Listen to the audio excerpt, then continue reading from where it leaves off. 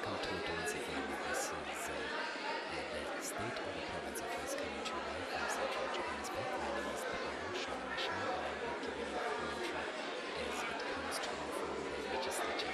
We are expecting the Premier of Gauteng, David Makura, to give a state of the province address to highlight some of the key things that will be taking place and that they have planned. Remember that the state of the province comes immediately after the State of the Nation address, and it will give the province direction as to where we are going. Dumelang kaofela ba baleng hae ba ba fetsang ho kopana le rona re tla re le mo Joburg Central ho tlo mamela Ntate David Makura o tla be a bua le rona ka diplane tsa nang le tsone for batho ba rona ba mo provinceng ena ya Gauteng.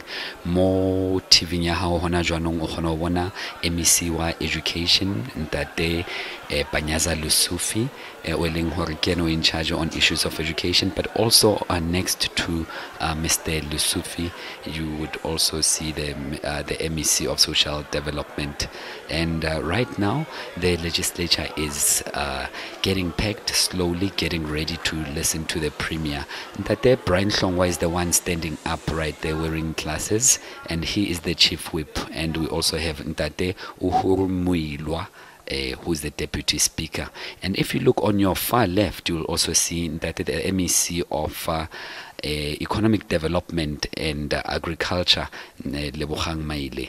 I think now we are standing to observe some few occurrences as the Premier ascends to get ready. He's taking his seat, and soon we will get direction from the speaker, who is Me Ntombi Mehwe. And very shortly we will be taking the national anthem. This is a very important event because it tells us as the residents of Gauteng what to expect and what to do. You'll see that their heads were bowed. It was time for prayer or meditation. And Mayor Barbara Creasy is the one who holds the purse of the province. She's the treasury. She decides where the money is going, and we will hear more about the money today. But more importantly, the Premier will not only tell us what he plans to do, he will tell us also the challenges that he's facing. What happened last year? What sort of plans went through and which ones didn't go through? One of the biggest issues has been the slow growth in terms of the economy. Unemployment, how is it affecting the province? Education, how is it affecting our children here in schools of Gauteng? And health issues, how are the clinics, hospitals functioning? And shortly he will tell us all those things and much more that we need to know. Will be the business for which it has been designated. Don't forget, if you've just joined us, welcome. I also want to explain the evacuation procedure in the event there's an emergency. In case of an emergency or on hearing an emergency alarm, please note the following. The Sergeant at Arms, together with the service officers and protocol officer, will assist honorable members and visitors to evacuate the house, galleries, and the city hall. Stay calm, do not panic, do not use the lifts or use the stairs. When told to evacuate the building, do so in an orderly manner and walk promptly to the assembly point at Beyers Nodi Square. Wait for roll call for accountability and last instruction. The evacuation exit routes for main building are the Albertuna Sisulu Street, Risik Street Piazza down the red carpet, and the Helen Joseph Street. Do not use the lifts in that eventuality. I'm not trying to send panic buttons, but I'm just saying this is procedurally in terms of this sitting of the Gauteng Provincial Legislature. Honorable members, I would like to introduce the South African Police Service Choir, who will be leading us in singing the national anthem in terms of Rule 8, subsection 1, subsection B, which reads as follows. The national anthem must be performed at the beginning of the opening and closing of the legislature each year. Can I therefore request that members of the South African Police Service Choir takes up their positions?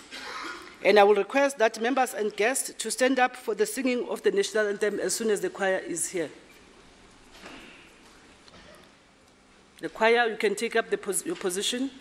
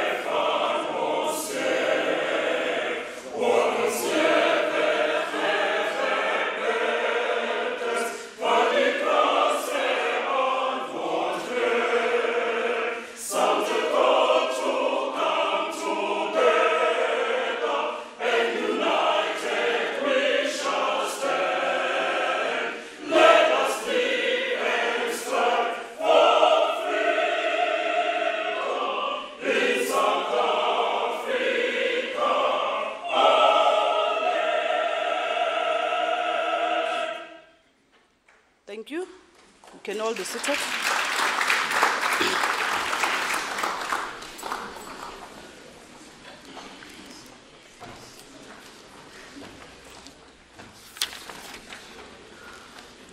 I would like to welcome all members of the Provincial Legislature, starting with our Honourable Premier, members of the Executive Council, leaders of political parties, members of the Provincial Legislature, our guests, ladies and gentlemen.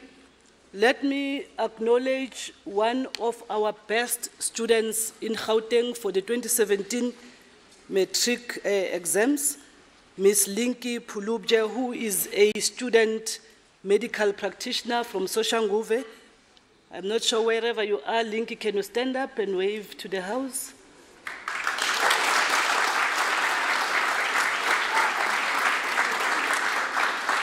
Thank you. She's with her parents. She's from Soshanguve. She obtained 6 distinctions in the previous year.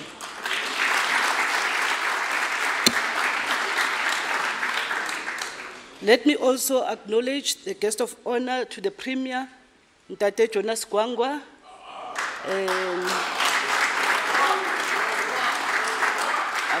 I'm sure he's still on his way to the gallery there. But let me also acknowledge the First Lady of our province, Mrs. Makura, who's also seated there at the gallery. Other dignitaries who are here with us, we have our permanent delegates to the NCOP. All of them are participating in the proceedings today. Let me also acknowledge our former MPLs at the Gauteng Provincial Legislature, the Speaker from the Limpopo province who is here with us, and today it is her birthday as well. Happy birthday, Madam Speaker. Let me acknowledge all the speakers from the municipalities who are sitting there. Maybe say thank you to the Speaker of the City of Tshwane who was supposed to host us, but unfortunately Honorable Takama is the one that is hosting us today. Let me acknowledge all the mayors present, the mayor of the City of Tshwane, the mayor of Eguruleni, and other mayors who are here that I might not have seen. Members of the diplomatic corps sitting there from Singapore, Kazakhstan, British High Commissioning, State of Palestine, the USA, the Republic of Kenya, Burkina Faso, Sweden, Libya, Venezuela, Nigeria, China, Japan, Angola, Malawi, and Mozambique. We are all welcome to the official sitting of the legislature. The veterans and freedom stalwarts, the Public Service Commissioner, the Human Rights Commissioner, secretaries of the provincial legislatures, representatives of the SADC countries, faith-based organization, all the guests to the Premier, the Deputy Speaker, all strategic corporate partners, the Secretary of the Gauteng Legislature, all Chapter 9 institutions and all the institutions supporting democracy, reps from the National Prosecuting Authority, the creative industry and sport, women in business, the DGs and HODs from our Gauteng departments, reps from the business sector, organized labor, leaders and guests of political parties, traditional leaders, religious and members of the various faith-based organizations, the youth organization, leaders and academics from all Gauteng institutions of higher learning, NGOs, Vita Basadi winners for 2017, the media and all other guests invited. You are all welcome. Let me therefore suspend the sitting for 3 minutes in order to allow the media to take photos of the chamber in session. Could all the photographers kindly enter the session?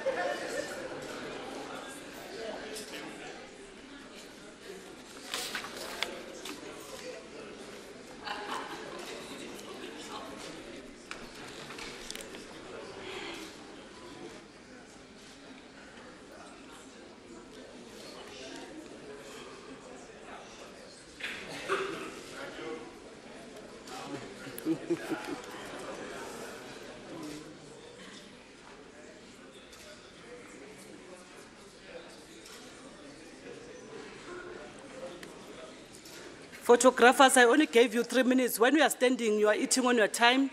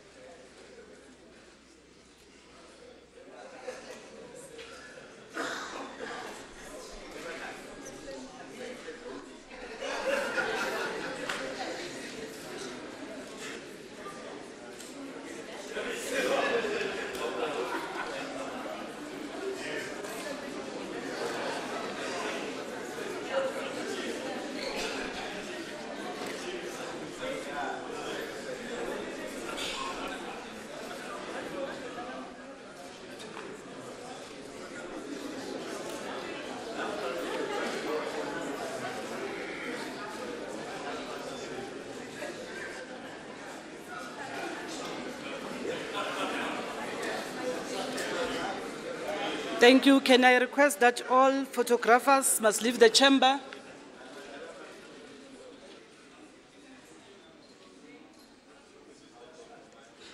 Can you leave the chamber, photographers?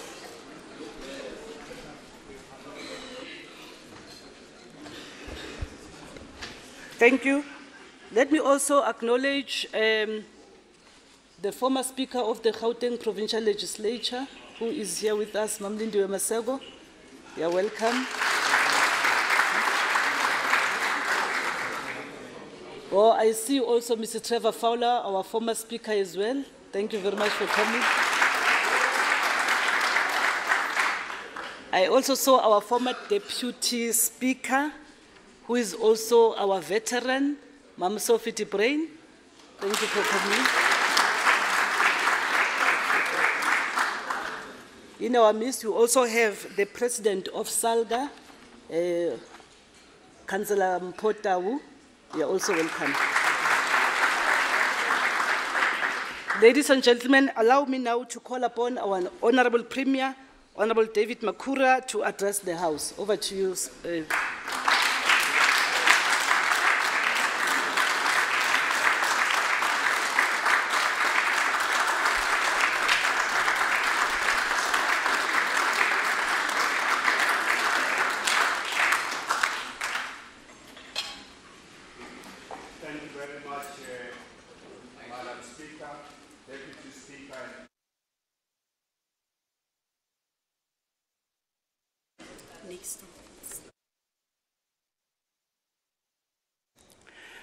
My time was lost.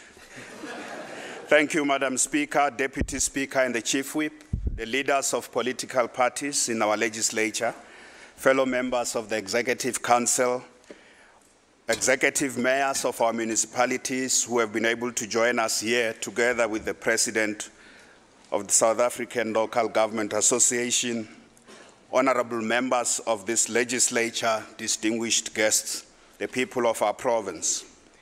Thobela, Dumelang, Dimacheroni, Abshen, Sanbonani, Molweni, Lochani, Huye More, good morning. I also acknowledge our guests who are in the auditorium and in the City Hall. The election of President Cyril Ramaphosa on the 15th of February this year heralds the new dawn of hope, renewal, and change for our country. The President very appropriately described this historic moment during his inaugural State of the Nation address on the 16th of February as follows, and I quote, We should honor Madiba by putting behind us the era of discord, disunity, and disillusionment. We should put behind us the era of diminishing trust in public institutions and weakened confidence in leadership. We should put all the negativity that has dogged our country behind us because a new dawn is upon us. It is a new dawn that is inspired by our collective memory of Nelson Mandela and the changes that are unfolding. As we rid our minds of all negativity, we should reaffirm our belief that South Africa belongs to all who live in it. For though we are a diverse people, we are one nation, close quote. Fellow South Africans, I sincerely believe President Ramaphosa is the kind of leader South Africa needs at this moment, given the nature of the challenges our country faces. Let us all support him across party political affiliation and ideological divide. We in Gauteng are deeply humbled and highly encouraged that much of what the President outlined in his State of the Nation address constitutes the core of our program for radical transformation, modernization, and reindustrialization. Emboldened by the President's call for renewal and change, we shall act with greater determination to increase momentum on the following programs we have been pursuing. Firstly, addressing the problem of youth unemployment through TSEPO 1 million in partnership with the private sector and the youth themselves. Strengthening the partnership with the private sector, labor, and civil society to unlock inclusive growth, greater levels of employment and empowerment, as well as the structural transformation and reindustrialization of our economy. Increasing support for the revitalization of the township economy, harnessing the opportunities provided by the advent of the fourth industrial revolution, by modernizing key sectors of our economy and the state, speeding up the delivery of new infrastructure and paying attention to the maintenance of existing one across our entire city region, upholding ethical leadership and integrity by intensifying the fight against corruption, collusion, and maladministration in government, working in partnership with civil society, reconnecting with communities throughout our province and unlocking their energies for them to become the primary drivers of this renewal and change that the President spoke about.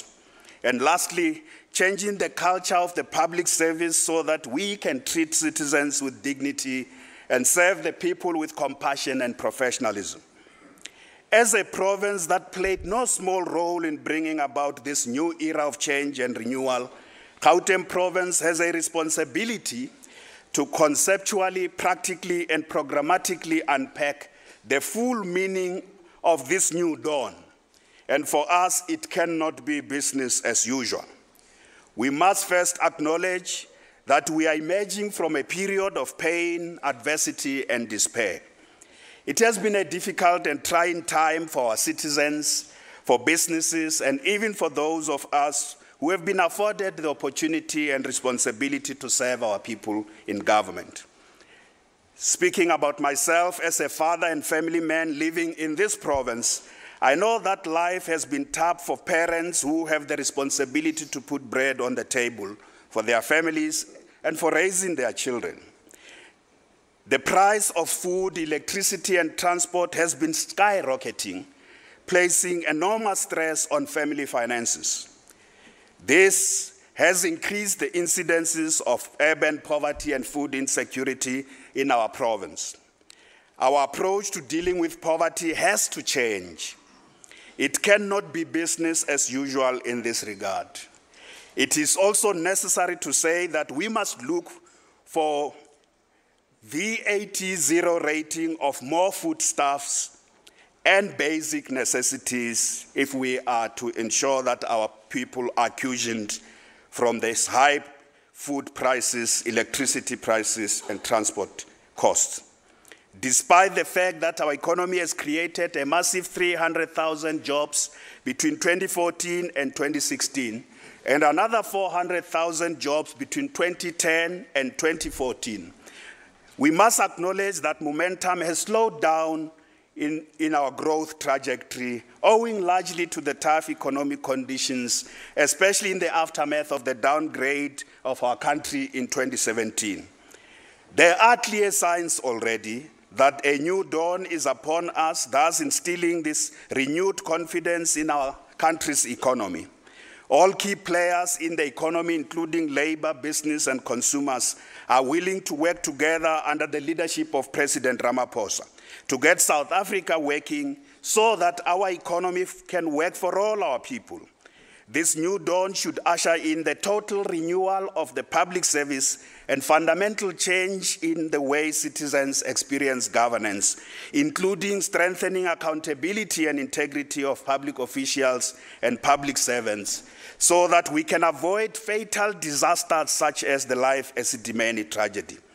The new dawn is about drawing inspiration from the life of Nelson Mandela, who had an amazing ability to turn adversity into opportunity, war into peace, enemies into friends, despair into hope, tragedy into a force for positive change. In his book, A Time for New Dreams, Ben Okri, the distinguished African scholar and writer, says the following about learning from adversity and difficult times. I quote, "The need reminds us that great civilizations can be built on great failures. It also reminds us that adversity is not the end of the story, but where there's courage and vision, the beginning of a new one, a greater one than before. Difficult times do one of two things to us. They either break us or they force us to go back to the primal ground of our very being. Adversity wakes us up. It reminds us not of who we think we are in our vanity, but of who we are in our simplicity. It is in difficult times that the great times ahead are dreamt and built, brick by brick, with maturity and the hope that comes from wise action." Close quote.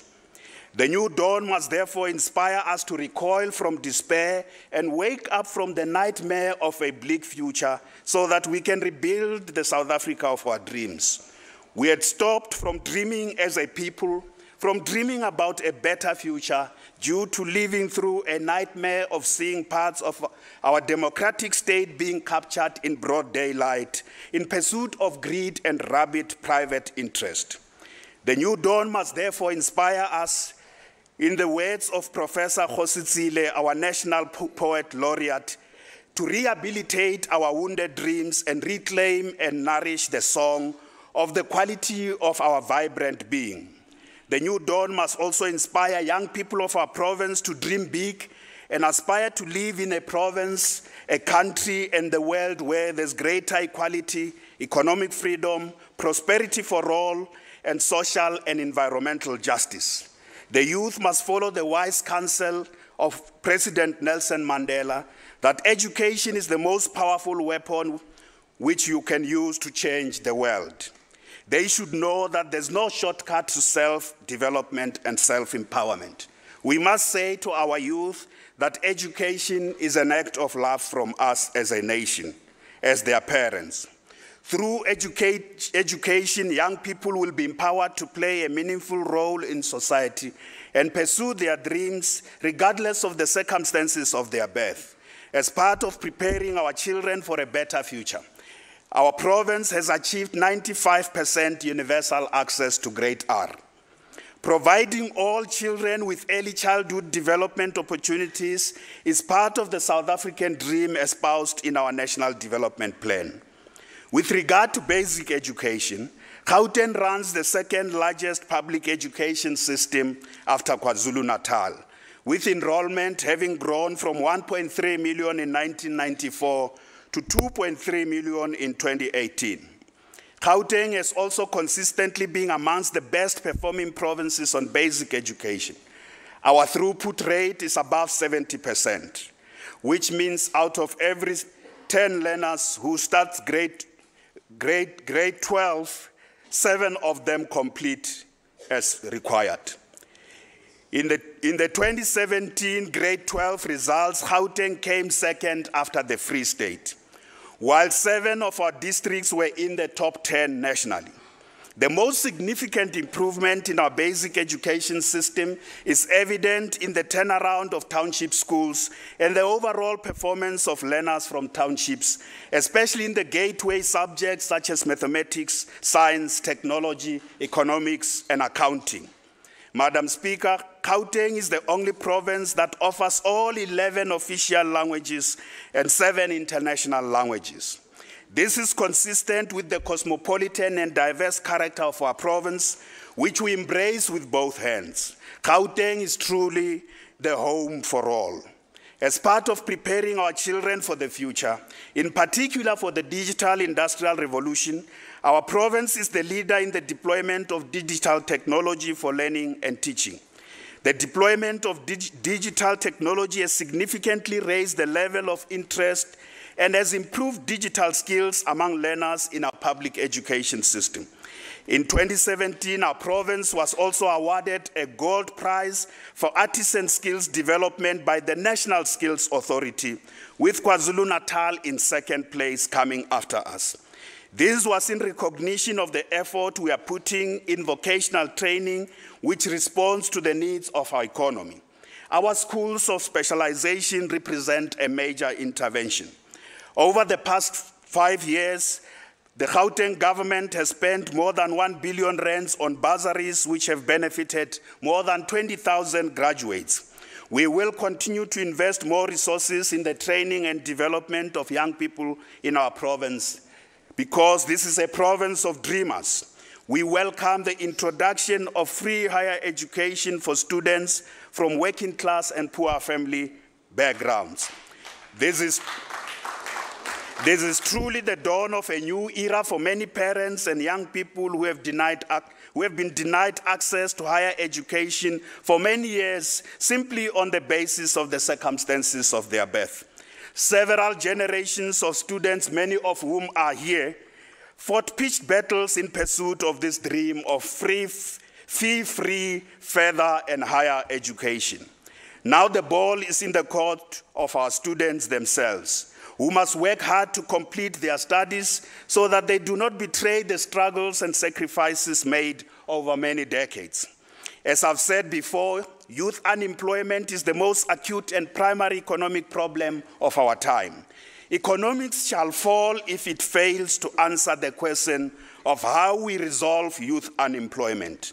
Politics will have no future relevance if youth are left out.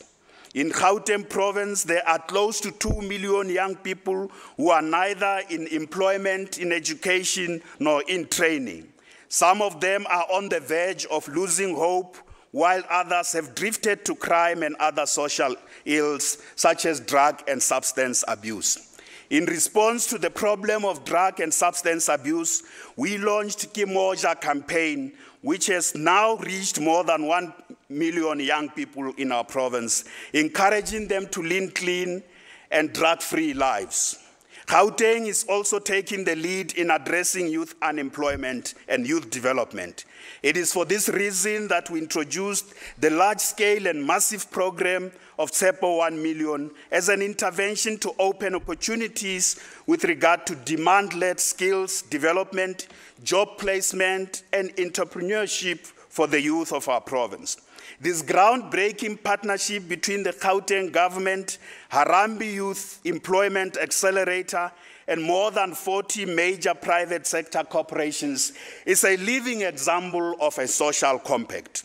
Since 2015, nearly 460,000 young people have benefited from SABC 500,000, which was a small flagship program, which we have now transformed and rebooted it into SABC 1 million, so that we can reach more young people in our province and give them hope.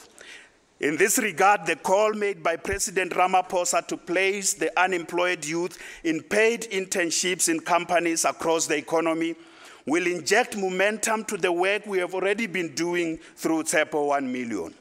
We can get more companies to lend a hand and give our youth a chance.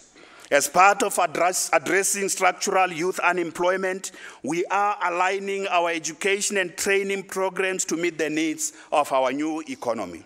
We have a partnership with technology companies to train large numbers of young people in digital skills so that they can take advantage of employment and entrepreneurial opportunities in the digital economy. The fourth industrial revolution is upon us. It is fundamentally transforming the way we live, work, and relate to one another.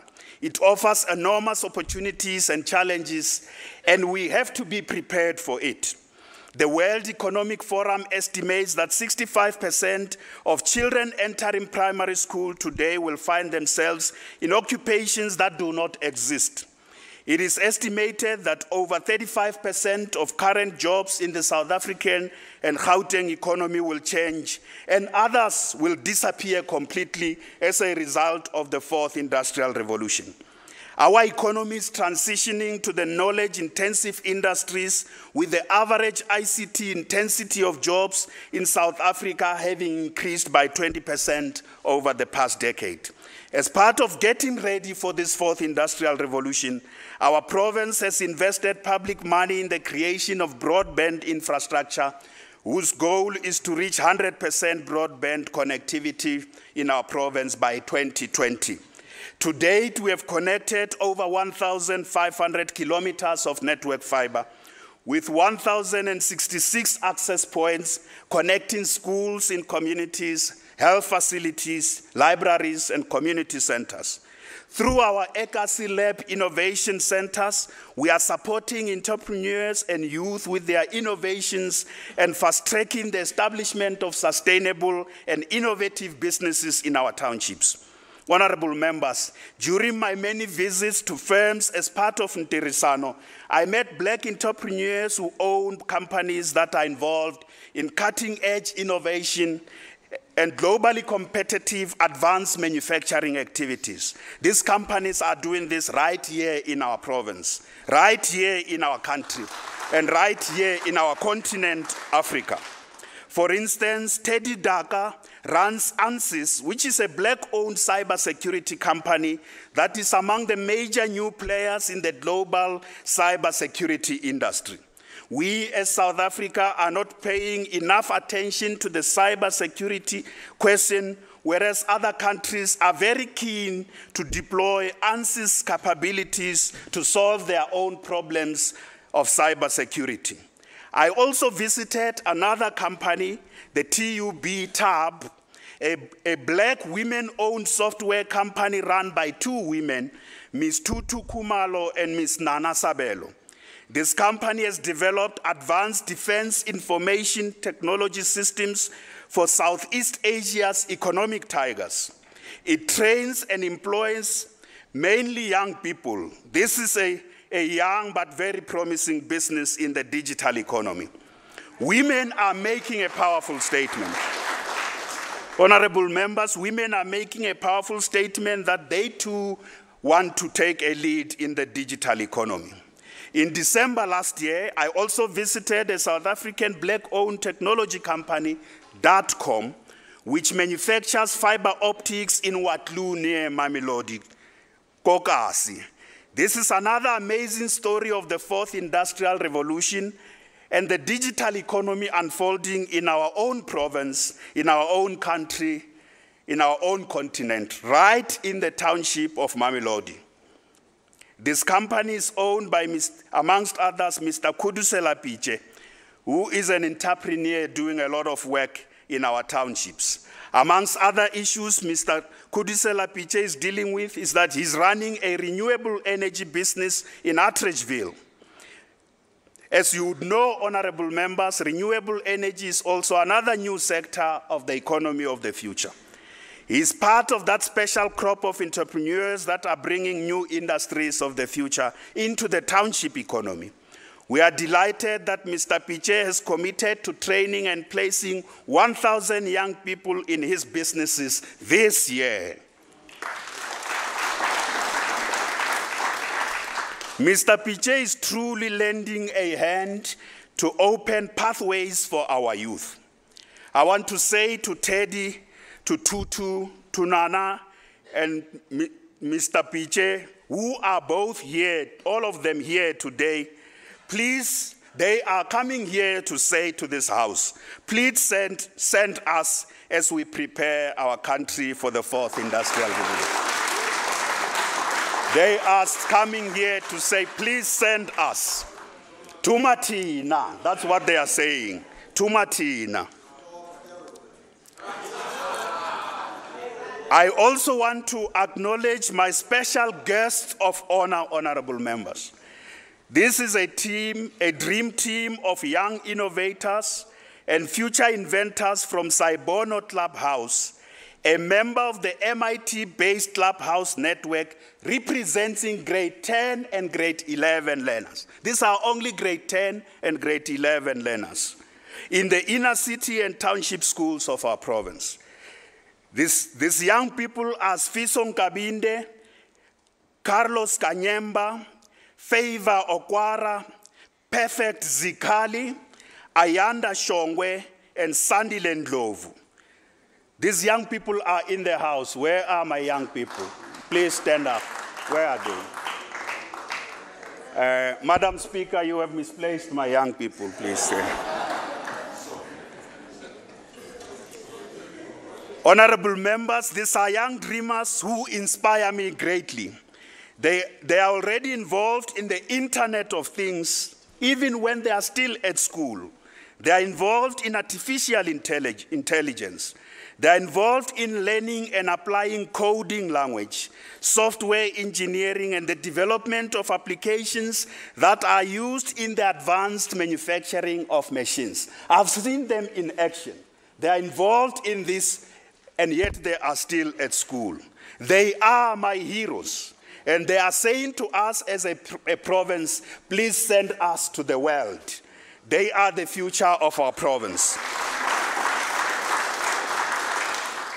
I would like to congratulate the South African-born Elon Musk, who recently launched the first of nearly 12,000 Starlink satellites that could bring super-fast internet access to the world. Elon is very proud of his link with our country, our province, and our capital city of Tshwane. I see the mayor is here. I want to say to Elon, and recently he reminded President Donald Trump that he is South African. I want to say to Elon, please lend a hand in linking our economy to some of the world's best innovation ecosystems out there in the world, so that we are not left behind. As Gauteng province, we have already had engagements with cutting-edge innovators based at Silicon Valley in San Francisco, California, in the United States, as part of enhancing our innovation ecosystem. In this regard, we have enlisted the support of the Ghanaian-born African-American Dr. Thomas Mensah, who is a world-acclaimed inventor who pioneered the deployment of fiber optics technology in information and communication systems, giving rise to the current digital revolution. Dr. Mensah will help us to take the Gauteng Innovation Hub to the next level. We have also been working with our own technology entrepreneur and businessman, Dr. Andile Ngaba, who is mentoring young innovators and incubating technology startup companies right at the Silicon Valley. This year, we will send 20 techpreneurs to the Silicon Valley, where they are going to join the rest of the world, so that we too can be there in the forefront of the digital revolution. Honorable members, let us have the courage to dream big and act with compassion. I dream of a provincial economy where the needs, aspirations, and energies of the majority of our people constitute the creative force for change and transformative economic growth. If Gauteng is the hub of South Africa's economy, the townships are the heartbeat of Gauteng. I dream of townships being spaces where there's a vibrant culture and dynamic local economies underpinned by the state-of-the-art infrastructure. We are already acting together with township communities and investors to turn townships into havens of sustainable socio-economic development and self-empowerment of our communities. The people in the townships need real jobs and thriving businesses where they live. They need state-of-the-art schools, libraries, clinics, hospitals, houses, roads, and other social amenities right there. They need reliable, efficient, and affordable public transport. For township residents, the new dawn must represent a major facelift in the infrastructure in their areas, as well as the look and feel of their own townships. And this has to happen as part of our renewal and revitalization program for our townships. The Gauteng provincial government and municipalities have been the leader in our country in the revitalization of township economies. Between 2014 and 2017, public procurement spent on township enterprises increased from 600 million to 17 billion. The number of township businesses which are doing business with government has increased from 642 in 2014 to 4,182 in 2017. Honorable members, we have also helped many township businesses to formalize and register as proper businesses. The introduction of the Township Economy Awards has stimulated huge interest among township businesses, which compete to showcase their services and products. The awards have also contributed to the growth of township businesses through financial support as well as access to markets. Our work as the champion of the township economy in our country has also given rise to a serious wave of entrepreneurial activity in our townships, especially amongst the youth. And this is borne by the evidence as follows. The 2017 Venture Band Tech Startup Survey shows that 44% of technology startup companies are 44% of the tech startup companies list Gauteng as their home, as compared to only 26% which list the Western Cape as their home. The survey also indicates that 53% of startup businesses are owned by black young entrepreneurs that are based here in Gauteng. And again, in comparison to the Western Cape, the number is much smaller. The critical issues for the township economy and black startup businesses and youth startup businesses is the issue of funding and access to the market. The initiative on the Township Stock Exchange is in its final stage in partnership with the private sector. We as a province have also completed a feasibility study on the establishment of a provincial state bank which must focus on funding of SMMEs, township enterprises, women and youth-owned businesses, because the Gauteng Enterprise Propeller has never met this dream, and we have to rethink it completely. Another major problem facing township businesses is the mushrooming, honorable members, the mushrooming of unregulated businesses owned by foreign nationals. Township people are raising this everywhere. This is a matter we must address boldly and decisively to enforce our bylaws and trading regulations. Many township entrepreneurs are being squeezed out of business by these unlawfully operating businesses owned by foreign nationals. This year, I will lead the inspection in all the townships of any businesses that are operating illegally, and we are going to shut them down.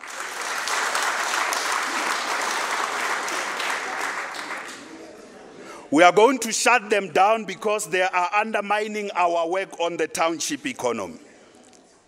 In addition, we have a partnership with 40 corporations which is opening new vistas of opportunity to township-based businesses to participate in corporate supply chains, thus helping to transform these township enterprises into more sustainable businesses without having to rely solely on government contracts.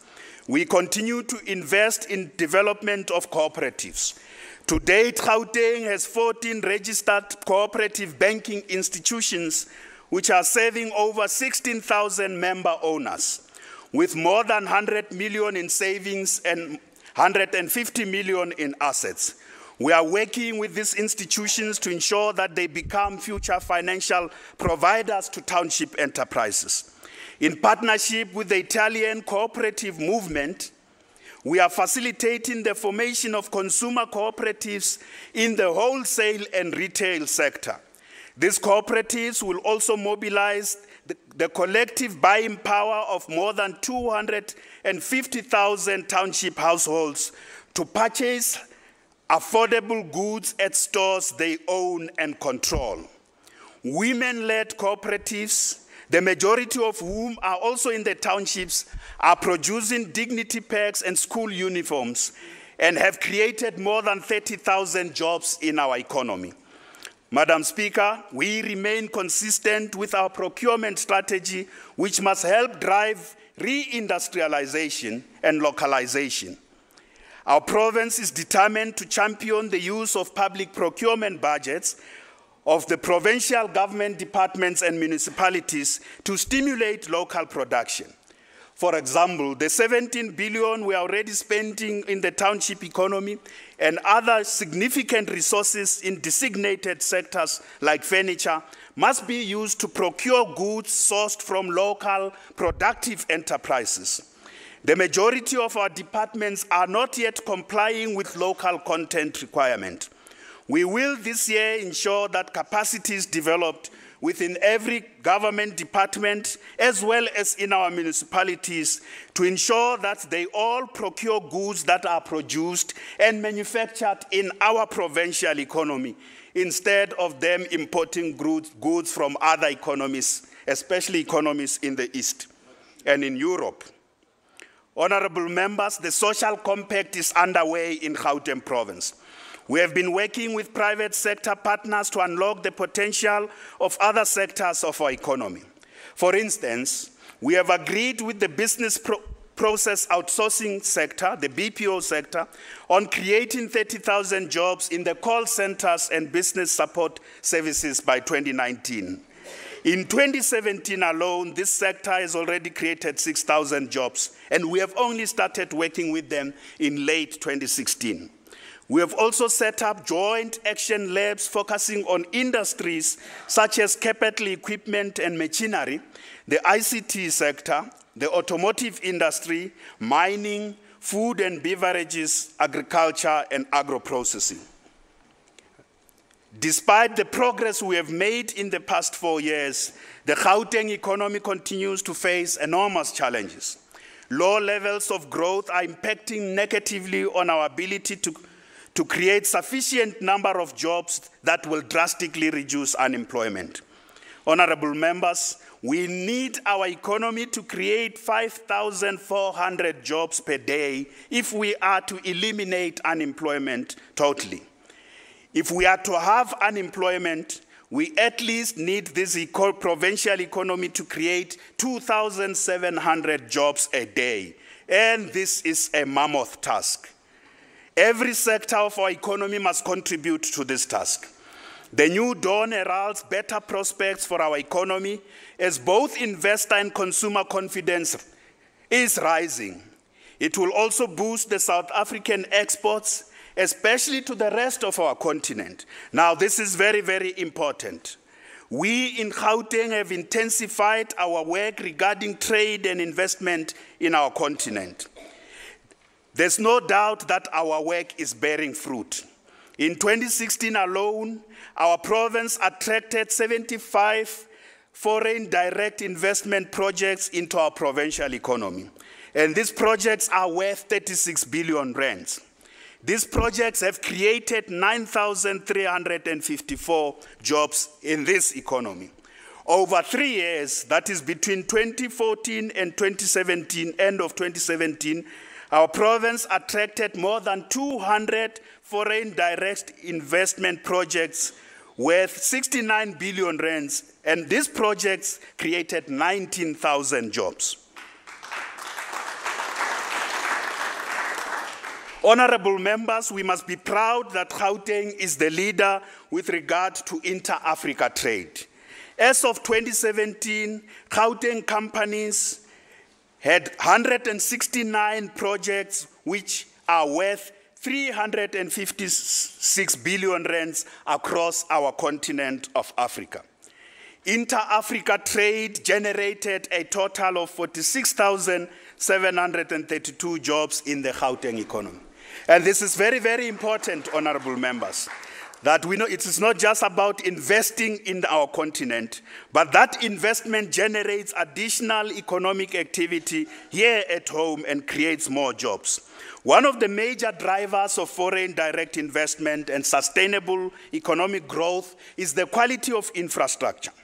Sustained investment in world-class infrastructure stimulates growth, employment, spatial transformation, and social integration by connecting communities and linking producers to markets. Since 2014, together with the private sector, we have invested more than 40 billion rands in building and maintaining infrastructure, such as building and upgrading schools, including ECD centers, recreational facilities, hospitals and clinics, houses, libraries, roads and public transport, as well as broadband and township industrial parks and agri-parks.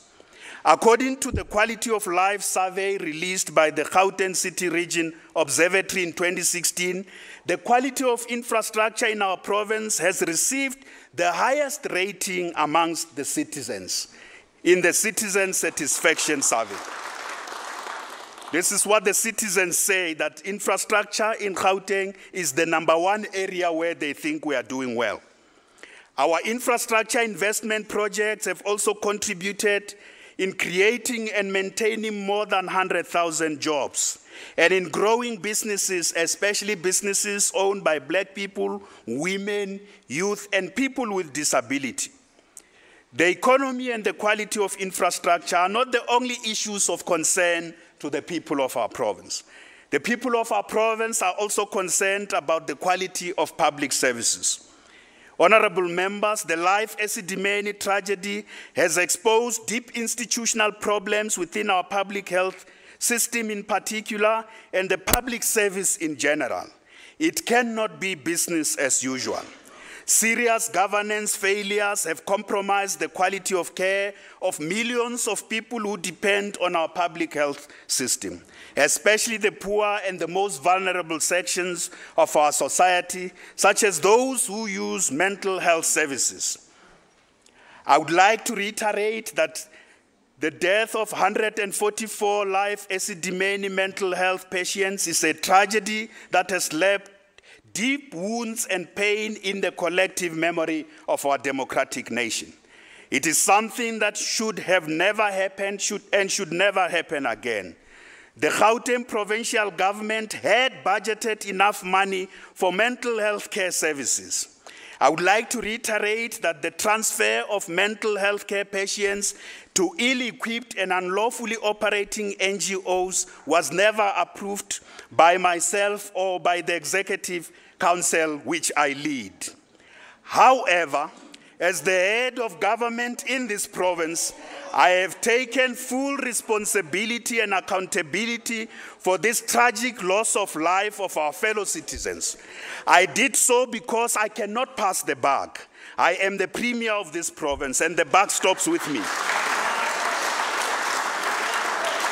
I take full responsibility for anything that goes wrong in the administration I lead. I must face the people and fix the problem.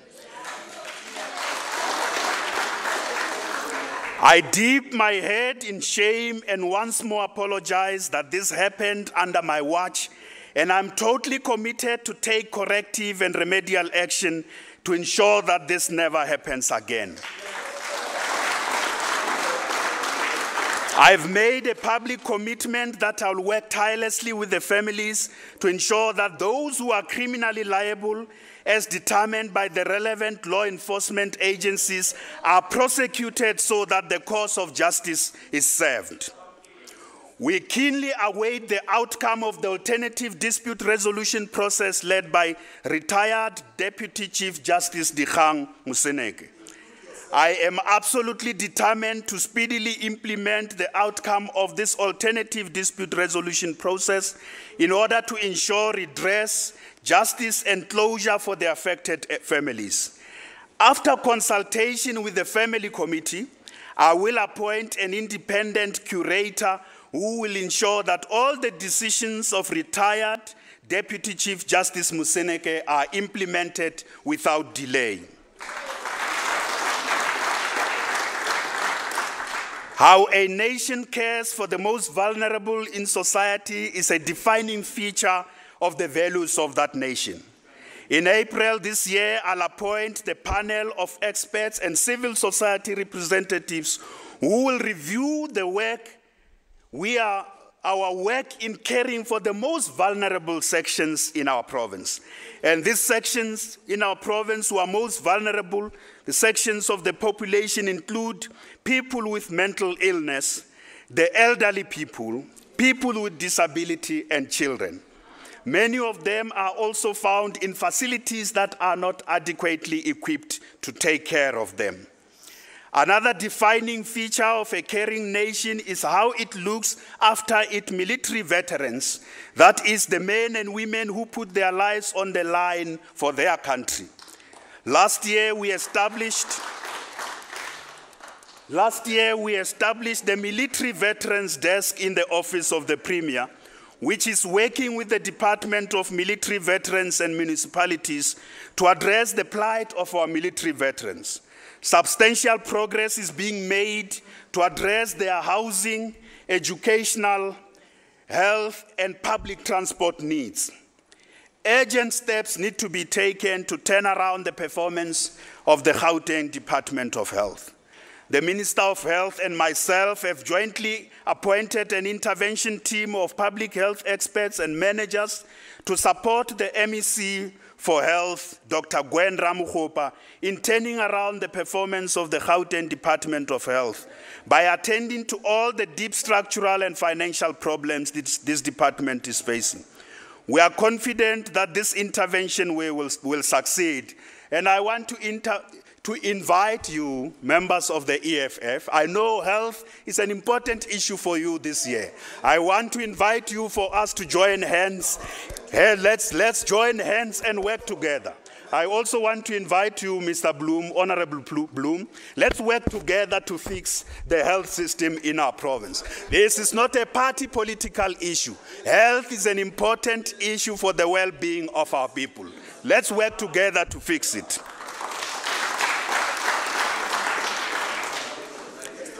The Life Esidimeni tragedy has brought to the fore that there are some of our public health workers and public officials, including politicians, who treat patients and citizens with disdain and disrespect. This is totally unacceptable and is not representative of the tens of thousands of healthcare professionals and workers who are compassionate and dedicated to public service excellence. Gauteng province runs the biggest health system in Southern Africa, which caters over 20 million visits per annum. It has several centers of excellence which should be appreciated and strengthened even as we turn around the performance of this system. In the recent period, there have been more reported incidents of racism, xenophobia, and gender-based violence in our province. The fact that our province also has the highest level of inequality undermines social cohesion and nation building. As Gauteng province, we will continue to roll out programs that promote social cohesion and nation building. The Gauteng Annual Carnival, which we call the Social Cohesion Carnival, continues to grow. In 2017, the carnival was attended by a cultural mosaic of 35,000 people representing different communities and national groups who celebrated our National Heritage Day together and showcased their rich cultural diversity. The carnival is the best standard on how we should celebrate all our national days. And we celebrate the carnival in Tshwane and work very well together with the mayor. We want to grow the carnival to 50,000 people. by 2019, 50,000 people by 2019. Madam Speaker, the cultural and creative industries contribute to social cohesion, nation building, and economic development.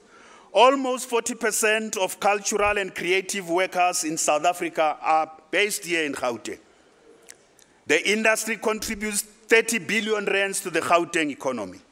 Our province continues to host some of the finest cultural events, including the Joy of Jazz, Muretili Jazz Heroes Concert, Go West Festival, the Delicious Food Festival, the Afro-Punk Festival, and may you forget this, no, Fill Up FNB Stadium by Casper Nyovest.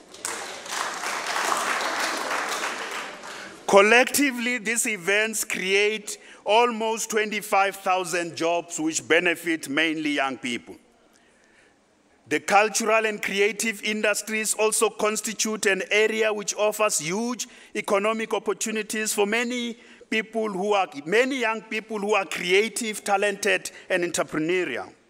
It is in this sector of our economy where many of our youth from townships and villages across South Africa have overcome poverty and disadvantage, and they have realized their dreams. It is also in this sector that many young people are harnessing opportunities offered by the Fourth Industrial Revolution, especially in the new media platforms, to unleash their creativity and talents. Let us celebrate also the phenomenal success of Purple and the Black Panther as world-class productions that tell stories of Africans and Black people. This is important to counter racial stereotypes. I will this year in June convene the cultural and creative industries in Indaba to develop the roadmap on how we take this important sector of our economy to the next level. Gauteng must be the creative pulse of our nation. Gauteng is also the home of champions. We are the home of competitive sport in South Africa. We are the home of the great Orlando Pirates, Ababakania.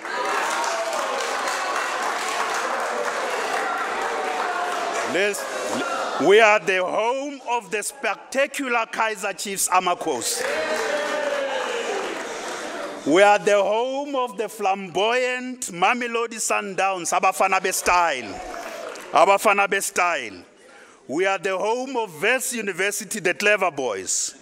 We are the home of Supersport United. We are the home of Supersport United, Matsatsanza Apitori.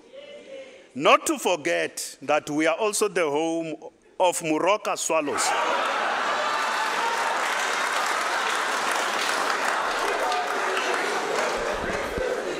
May their soul rest in peace. We are also the home of Jomo Cosmos Ezinkosi. We love our soccer with passion. Honorable members, we are also the home of the Blue Bulls.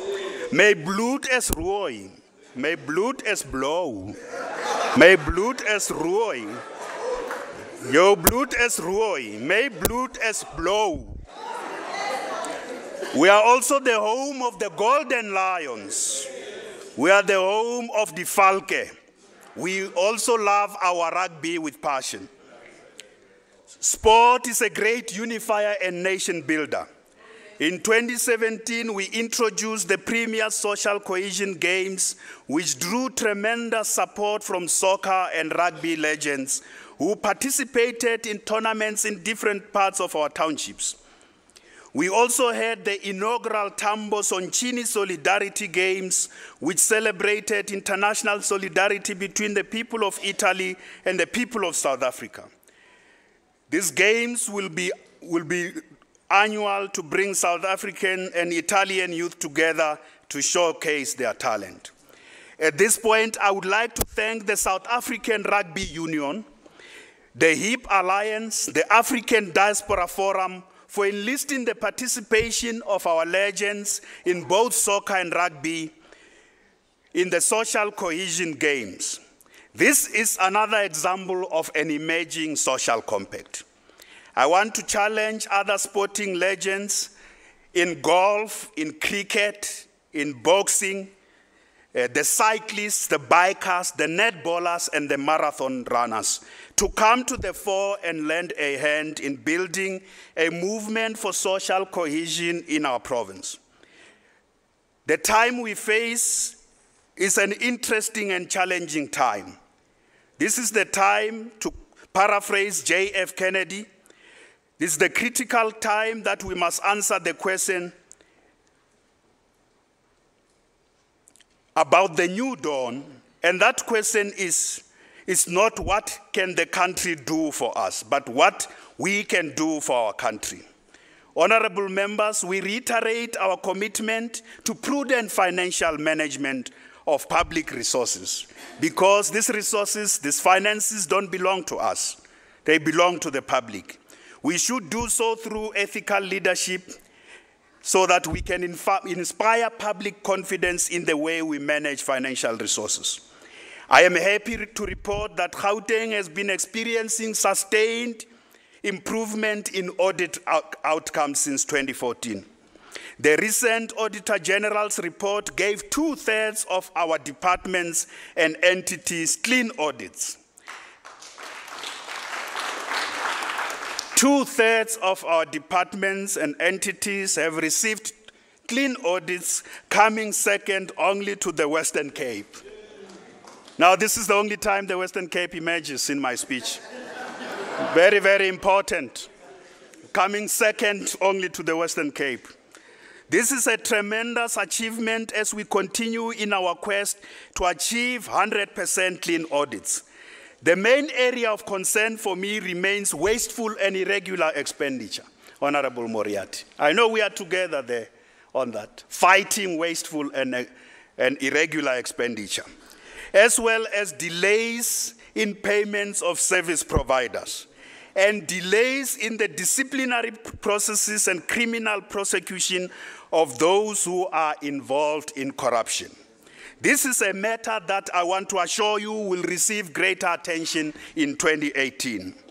According to the recent report by the National Department of Health, even with all the problems that our Gauteng Department of Health is having, Gauteng is the #1 province on national core standards on the ideal clinic, now only followed by KwaZulu-Natal. Followed by KwaZulu-Natal, not the Western Cape. On clean audits, I give it to the Western Cape. 80% I know. On ideal clinic, we are the #1 province followed by KwaZulu-Natal. Out of 372 clinics, 281, that is 71%, have achieved the ideal clinic status. And what does this mean, to be an ideal clinic? It means that these are clinics which open on time, they have good infrastructure, they have adequate supply of medicines, they are clean, and they are staffed by health professionals who practice Batupili principles.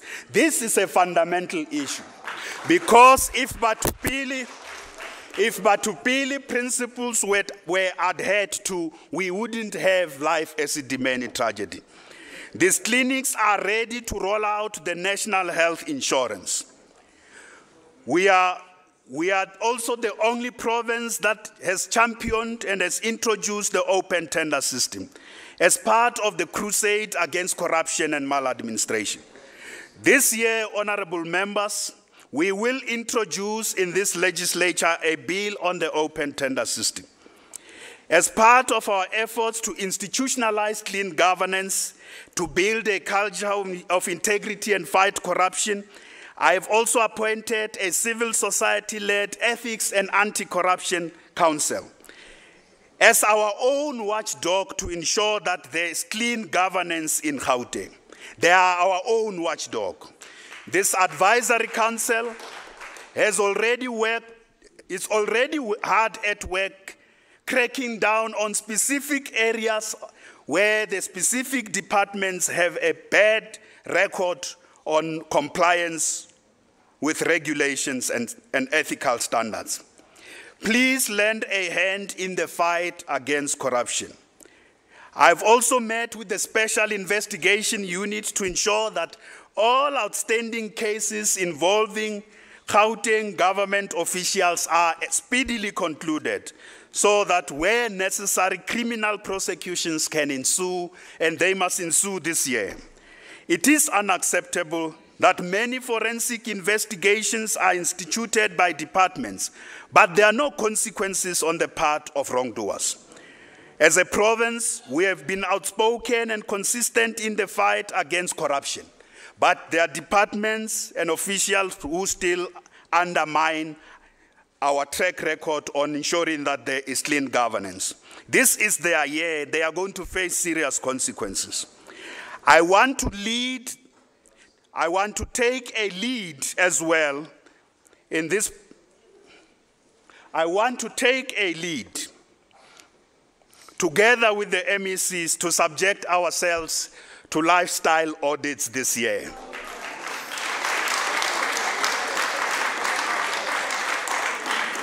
And I want to call on you, all members of this House, let us voluntarily subject ourselves to lifestyle audits, all of us. Let us do that. Let us do that, all of us. Because our province must take a lead in building, we must take a lead in ensuring that there are high standards of service delivery, accountability, integrity, and ethics in public office. I will meet on Wednesday with all senior managers across the Gauteng provincial government, from director level to heads of departments. I am doing this in order to ensure that there is a renewal of the public service. And all our public servants must understand and internalize what has happened with the Life Esidimeni tragedy. And they must understand that they have a responsibility in ensuring that there is nothing that happens in the public service that jeopardizes the lives of citizens. I am going to come out of that meeting with public servants on Wednesday with a very, very clear program that will ensure that there is no department in Gauteng province where public officials, including those of us who are politicians and public servants, do as they wish.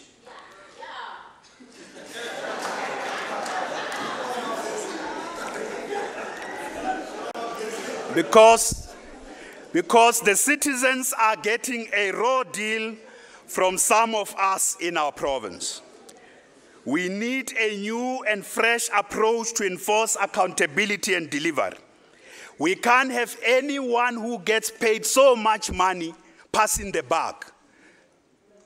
Many of the people who do things and later say, it's not me, or I don't know, I was told this.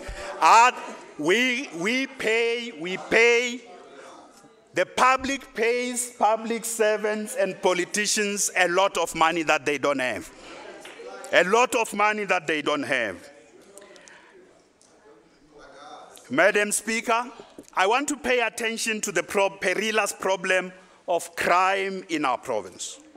I am saddened that we are not yet winning the war against crime because of the high rate of crime which destroys the dreams of many of our people who yearn to live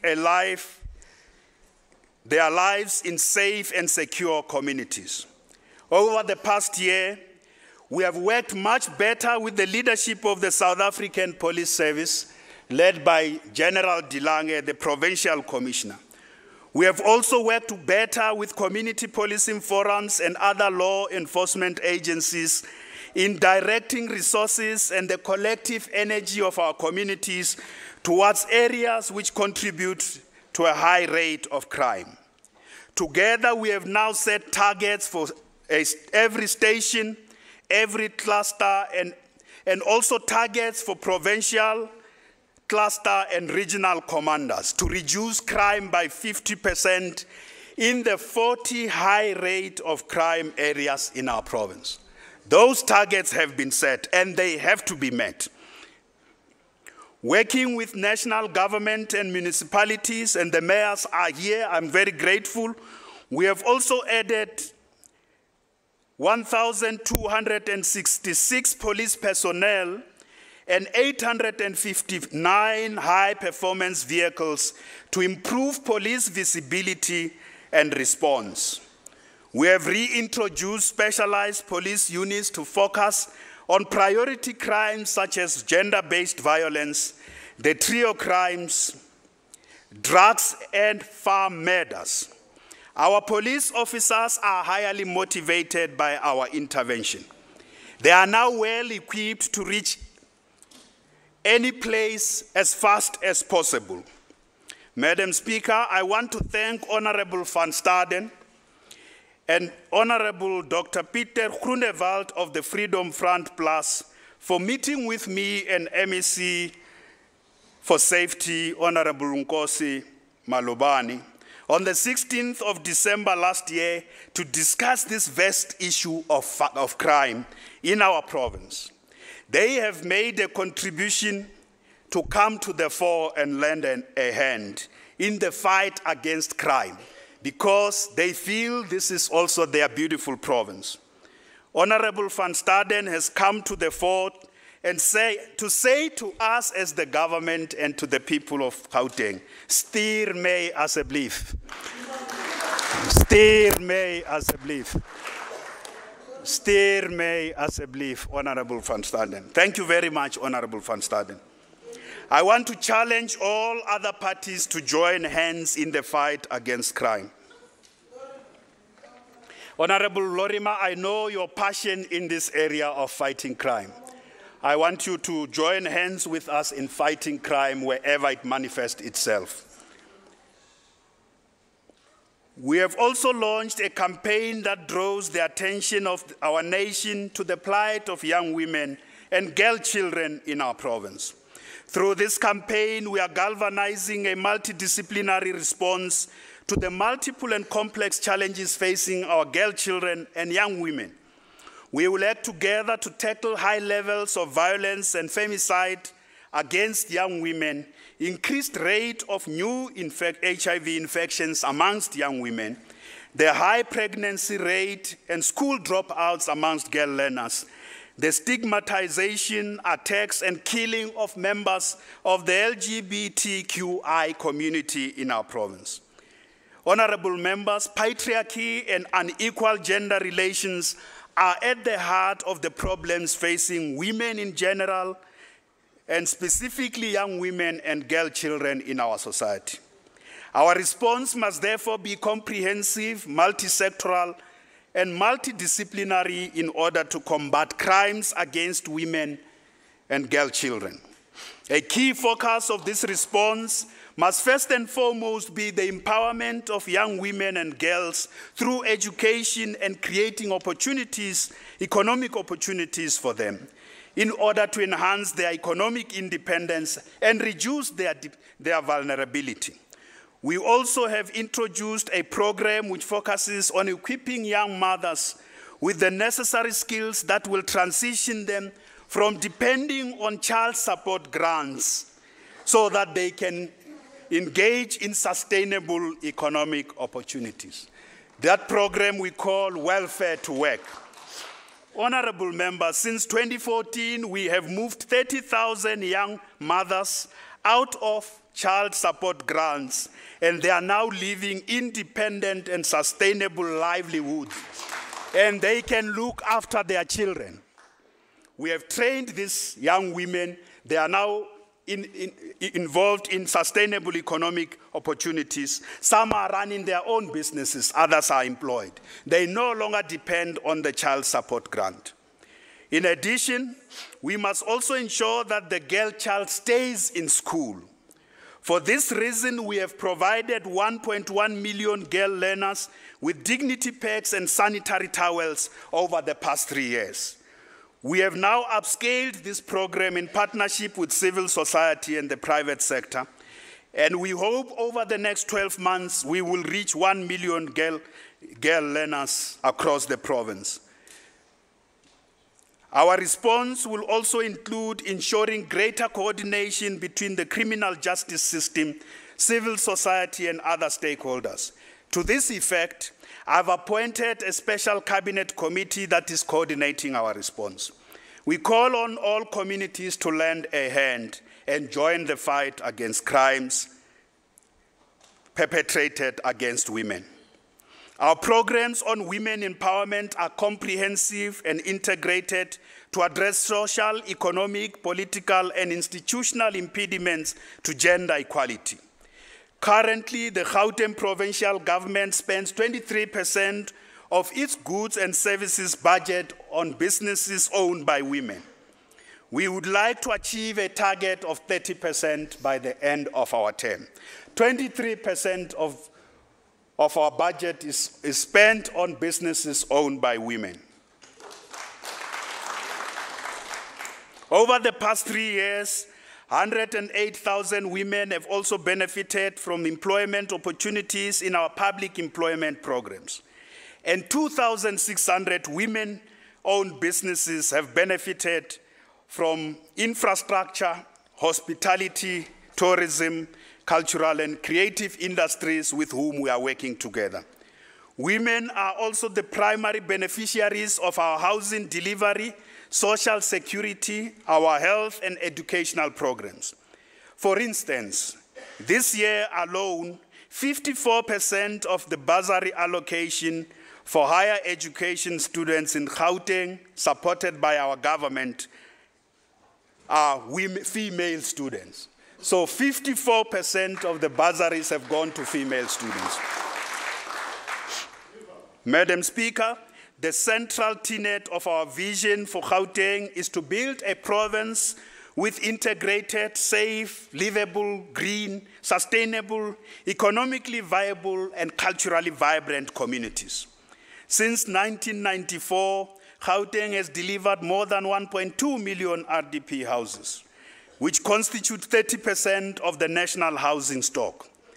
Over the past 3 years, we have delivered 60,430 housing units and 28,000 serviced sites. I certainly know that this is not enough. Due to the high rate of urban migration, which has led to the situation in which the housing backlog remains at 540,000. In order to deal decisively with this backlog and transform spatial patterns in our province, we have now introduced what we call post-apartheid cities and mega-human settlement projects. A total of 31 new mega-human settlement projects have been approved for all the 5 development corridors of our province. These projects will yield more than 700,000 housing opportunities over a 5-year period. To date, we have already launched 7 new mega-human settlement projects. In Ekurhuleni, we have launched 3 of them. The mayor is here of Ekurhuleni, Leopold, Daggafontein, mind the name, Daggafontein. Mind the name, Daggafontein. And John Dube. We have launched 3 in Ekurhuleni. In West Rand, we have launched 2 of them, Montrose and Elijah Bagai.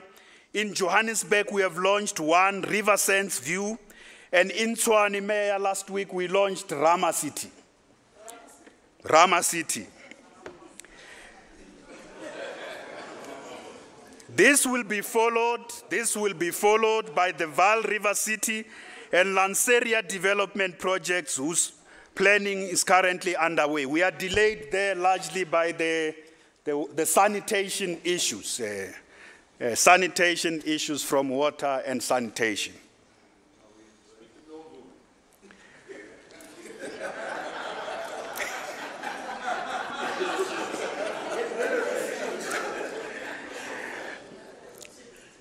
The mega-human settlements and post-apartheid cities have already attracted private and public sector investment of more than 100 billion, which will also contribute to Gauteng's provincial economy.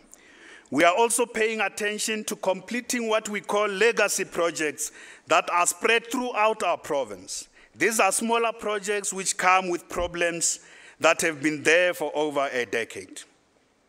Our country needs a fresh approach to the resolution of the land question, which has been at the heart of the struggle against colonial conquest and racial oppression. The land question.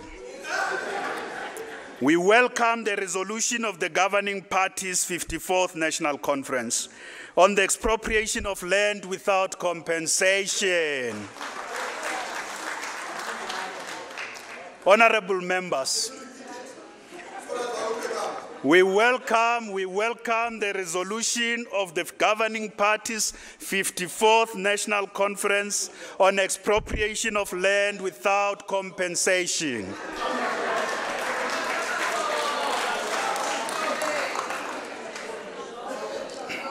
Honorable members, as an urban province, the land question is particularly pressing when we seek to overcome apartheid, spatial, and economic injustice through integrated and sustainable human settlements.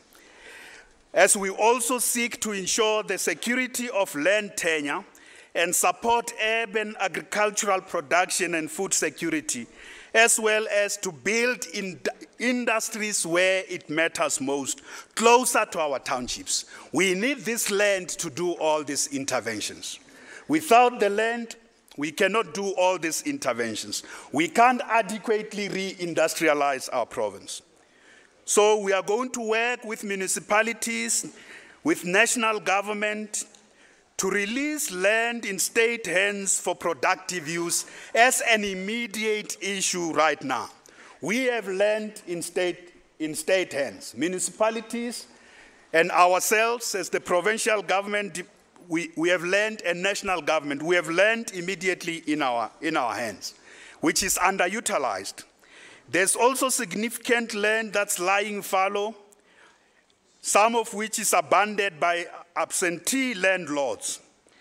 This land must be expropriated and allocated to our people for their own advancement.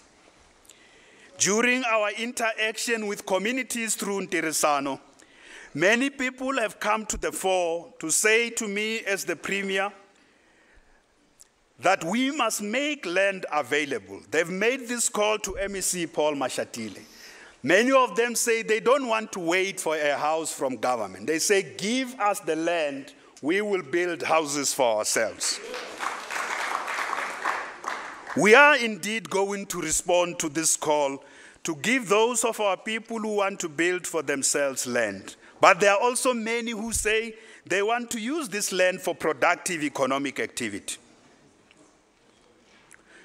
I also want to add that we also need land in well-located areas, such as key economic centers, and this land must be used for public interest, and some of which must be expropriated for public interest in order to build integrated human settlements and post-apartheid cities. In other words, we can't put these new cities and these new human settlements in the periphery, away from everything.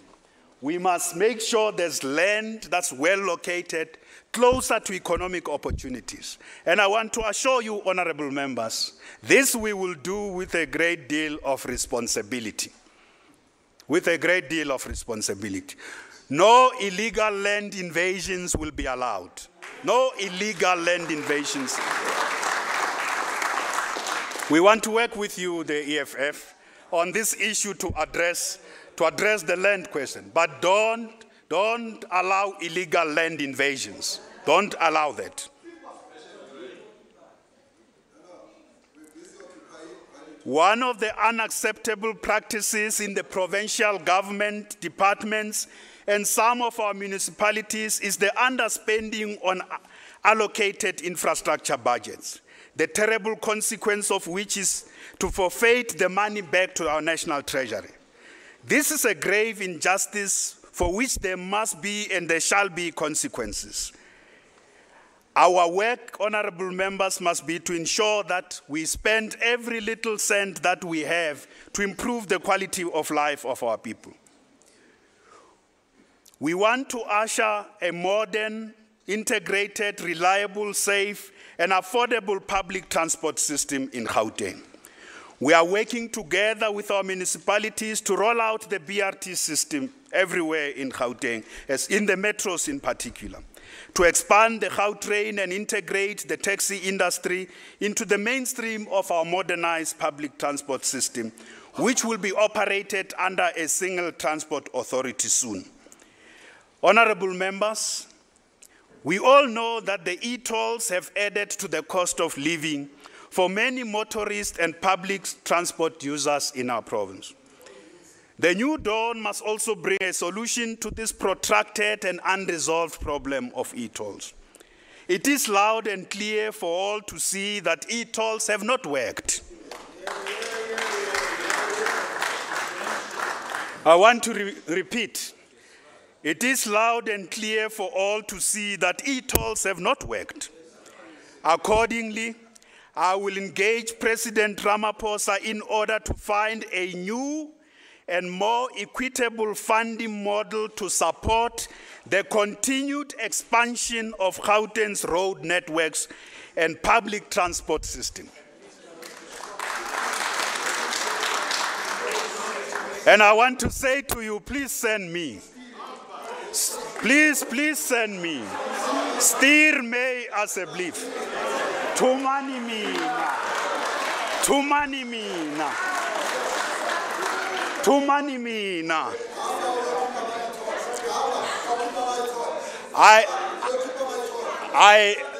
I want to say to you, please, tumamina. Tumamina. Tumamina. Can we allow Madam the Speaker, Premier to wind up, members, Madam please? Speaker, climate change is a reality. It is amongst the dominant trends that trouble our world today. Together with rapid urbanization and fast-paced technological change, risks posed by climate change need a comprehensive global and local response. We have to change our lifestyles in order to protect our planet and its finite resources as part of implementing the UN Sustainable Development Goals. In this regard, the most urgent and pressing challenge for the Gauteng City region is to guarantee the security of supply of both water and energy. The recent study by the Gauteng City region suggests that we are more vulnerable as the economic engine of South Africa, particularly to this question of water crisis. We mustn't only think that it is Cape Town. We are extremely vulnerable. And urgent action is therefore required to avoid this crisis befalling on us, the crisis that has befallen the Western Cape, the Eastern Cape, and other parts of our country. We have no luxury of waiting, or we cannot shift the blame. We have to act together now.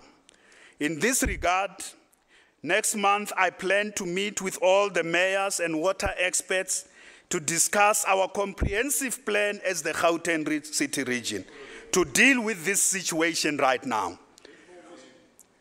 Next month I'm meeting with all the mayors, and I want to commit all the mayors here in front of you. They must not act with complacency. We are not immune to this crisis. So every municipality and every mayor must act with a great deal of seriousness and urgency. And I hope we will understand this challenge and not wait until it is too late and then start blaming others when we could have done something about the problem. We call upon communities, government, and businesses to use water sparingly. In this regard, we need to harness new technologies to address a range of issues such as water treatment, wastewater management, issues of sanitation, harvesting rainwater, and the fundamental problem of aging infrastructure in our province. Because we lose lots of water as a result of aging infrastructure. With regard to energy security, clean and renewable energy solutions are the only way forward. There can be no turning back on this important question. Our provincial government and municipalities have to push forward with far greater determination in implementing our jointly agreed energy projects for this city region. Gauteng provincial government and its cities were honored to be elected the co-president of the Metropolis, which is the World Association of Major Metropolitan Regions and Cities, at the 12th World Congress in Montreal in 2017.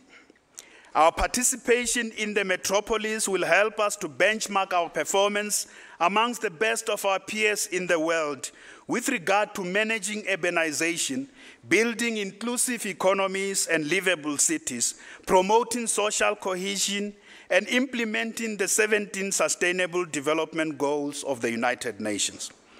In August this year, honorable members, we will host a meeting of the board of the Metropolis, which will be attended by more than 130 governors and mayors from major cities, metropolitan regions, and city regions in the world. The meeting will give our province the opportunity to add its voice as we address global issues facing our time, such as climate change, rapid urbanization, rapid technological change, improving access to quality education and health, as well as tackling growing inequality and poverty. Gauteng must take a lead again on many of these issues facing our globe and our continent. Gauteng must also assert itself more strongly on issues affecting our people in the province. Honorable members, I hold a strong view that oftentimes we have allowed a situation in which our province gets a raw deal. For instance, the size of our provincial legislature has remained fixed at 73 seats, whilst KwaZulu-Natal stands at 80 seats. This is so despite the fact that Gauteng population is now the biggest since 2011. Even with the equitable share, we have not received our fair share. We haven't received our fair share, even with the equitable share. We are yet to receive our fair share. Honorable members, I call upon all of you across different political parties to join me in standing up for the people of Gauteng, because this is what we are elected to do, to stand up for the people of our province.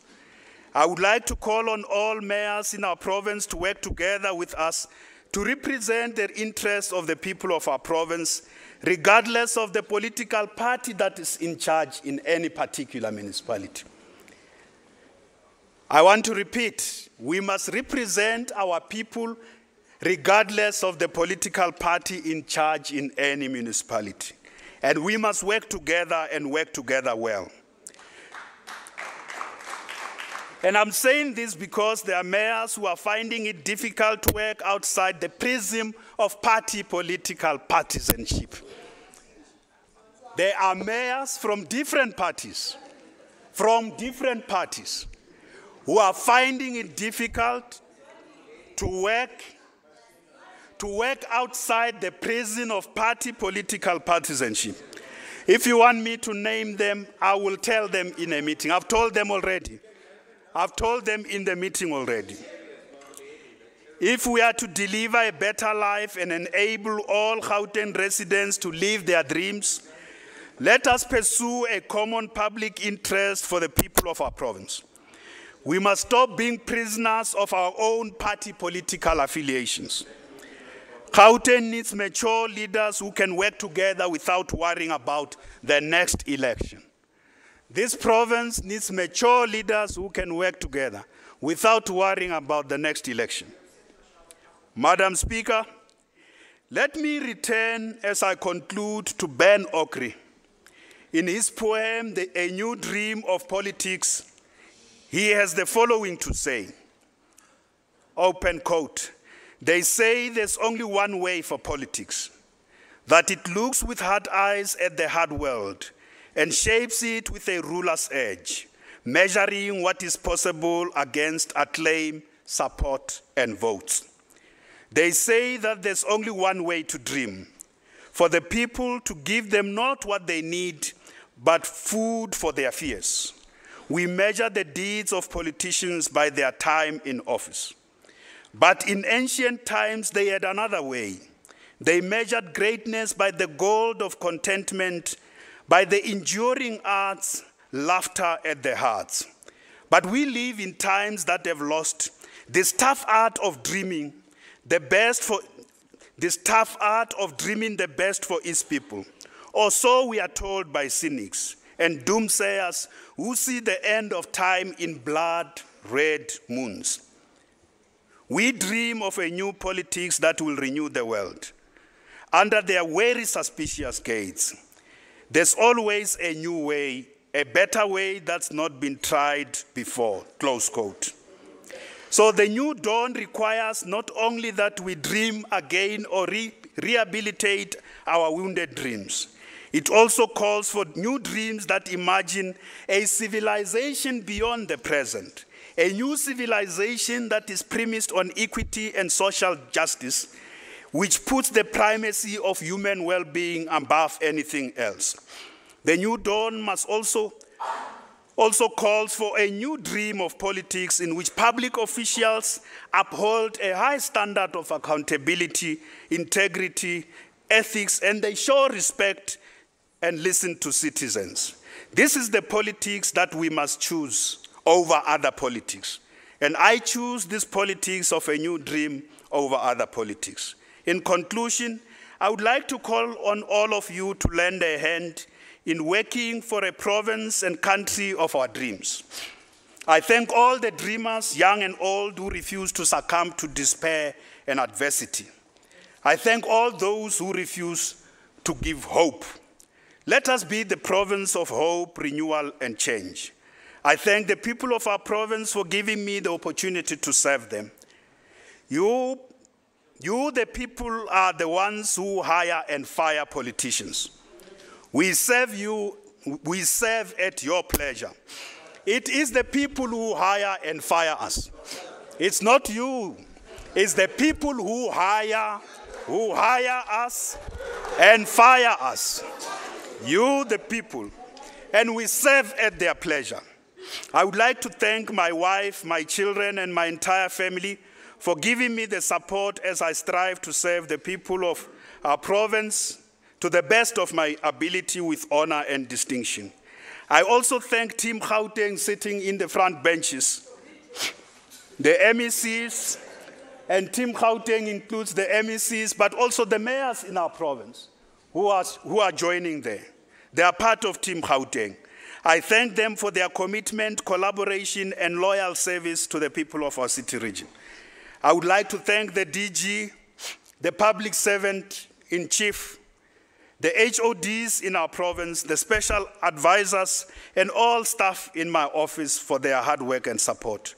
I would also like to thank members of this legislature for their robust and constructive feedback. They always ensure they hold us accountable so that we can meet the expectations of our citizens. Lastly, Honorable Speaker, I hereby convey my deepest gratitude to the Health Ombuds, Professor Malekapuru Makgoba, the retired Deputy Chief Justice Dikgamu Seneke, all the families affected by the Life at Sidimeni tragedy, and the civil society groups that have been involved in this painful process. With deep pain, you have walked this difficult path with us as we seek to right the wrongs and find redress, justice, and closure for the affected families. I thank you for holding us accountable and answerable. Let us walk this last mile together. God bless Africa. I salute you. Thank you very much.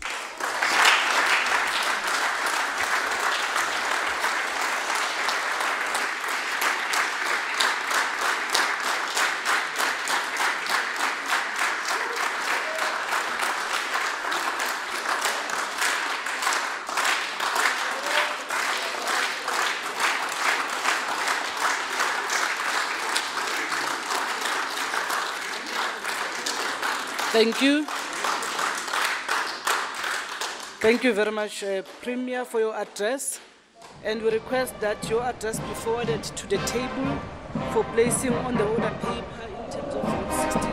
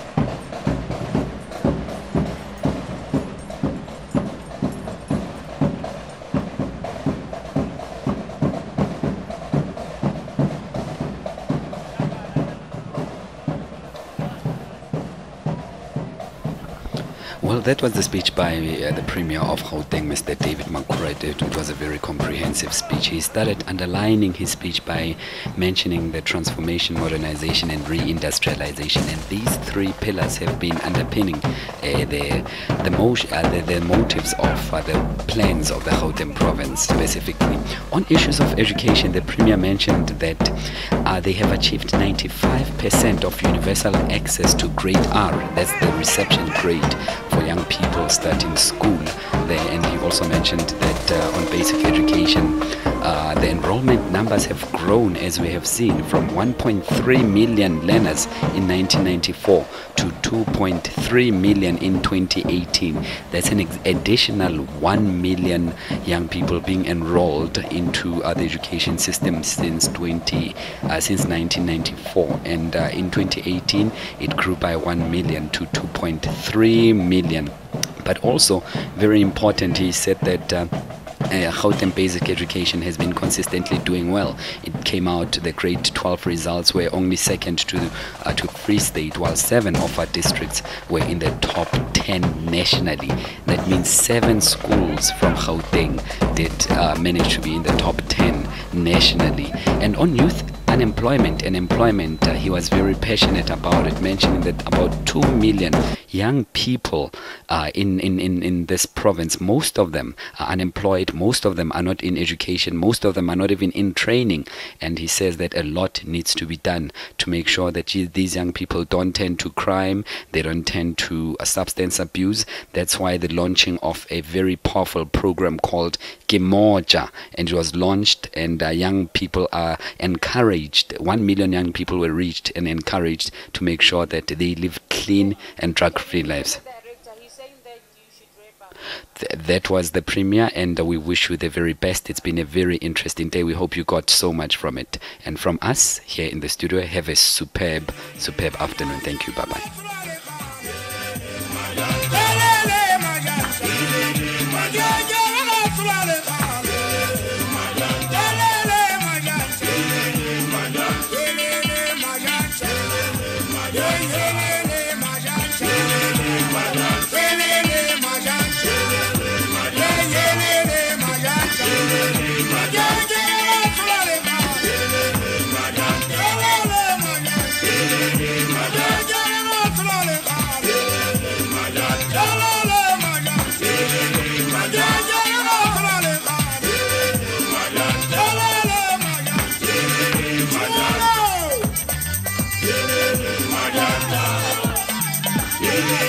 Bajaji.